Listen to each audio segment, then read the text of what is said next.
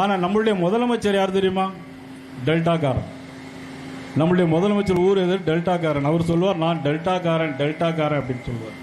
இன்னைக்கு 12 லட்சம் ஹெக்டேர் இன்னைக்கு டெல்டா இன்னைக்கு பகுதியில் மழையில் 12 லட்சம் ஹெக்டேர் மழையில் நனைந்து இன்னைக்கு வீணாக போயிட்டு இருக்கு.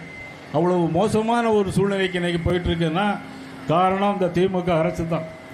உலகுக்கே சோறு போடும் உளவாளி நம்ம விவசாயிகளை பார்த்தீங்கன்னா அவங்களுக்கே கஷ்டத்தை உண்டு பண்ண ஒரு ஆட்சி எதுக்குன்னா நம்மளுடைய திமுக ஆட்சி தான். நீங்கள் மக்காச்சோள மாவுக்கு அதுக்கு 1% செஸ் வரி போட்டது இந்த திமுக அரசு. மறுக்க முடியுமா? யாராலும் மறுக்க முடியாது. அது மட்டுமல்ல, இன்னைக்கு நமது வெண்பாவூர் கிராமத்தில் காட்டு பண்ணைகளால் இன்னைக்கு நிறைய பிரச்சனை நடக்குது. விவசாயிகள் போக முடியல. அங்கே மின்சார வேலி போட்டதுனால 2 விவசாயி அங்கே உயிரோடு இறந்து செத்து போயிட்டாங்க. இதுக்கெல்லாம் இந்த அரசு தான் காரணம். ஒன்றியந்தோறும் தானிய கிடங்கு அமைப்புன்னு சொன்னாங்க.